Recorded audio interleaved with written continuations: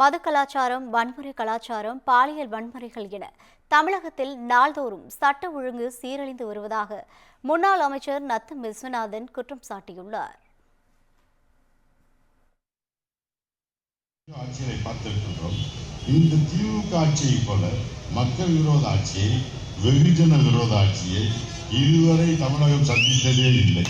அந்த அளவிற்கு ஒரு ஆட்சி எப்படி நடக்கக்கூடாது என்பதற்கு உதாரணமாக சொன்னால் இந்த திமுக ஆட்சி தான். ஸ்டாலின் தலைமையிலான இந்த திமுக ஆட்சி தான். இந்த அளவிற்கு எங்கு பார்த்தாலும் எங்கே வைத்த சட்ட ஒழுங்கு பிரச்சனை, பாலியல் பலாத்காரம், இந்த ஆட்சி செய்யாத மக்கள் விரோத நடவடிக்கையிலே எங்கு பார்த்தாலும் இந்த ஆட்சி வந்ததிலிருந்து சட்ட ஒழுங்கு சீரியது. ஆனால் இங்கே சட்டமன்றங்களை போன்ற சட்டமன்றம் இருக்கின்றது. அதே போல நமது எதிர்கட்சி தலைவர் அருமையான எடப்பாடியார் அவர்கள் நாங்கள்லாம் வாய்ப்பு கிடைக்கின்ற போதெல்லாம் சட்டமன்றத்தில் இந்த ஆட்சியின் அவலங்களை எடுத்துச் சொல்கிறோம். குறிப்பாக இங்கே பெண்களுக்கு பாதுகாப்பு இல்லாத சூழ்நிலை, இது பாலியல் பலாத்காரம், தினந்தோறும் வன்முறை கலாச்சாரம், எங்கு பார்த்தாலும் இங்கே கொலை, கொள்ளை, கற்பழிப்பு போன்ற அந்த மக்கள் விரோத நடவடிக்கை, இதையெல்லாம் தினந்தோறும் இன்றைக்கு நாம் பார்த்துக் கொண்டுதான் இருக்கிறோம்.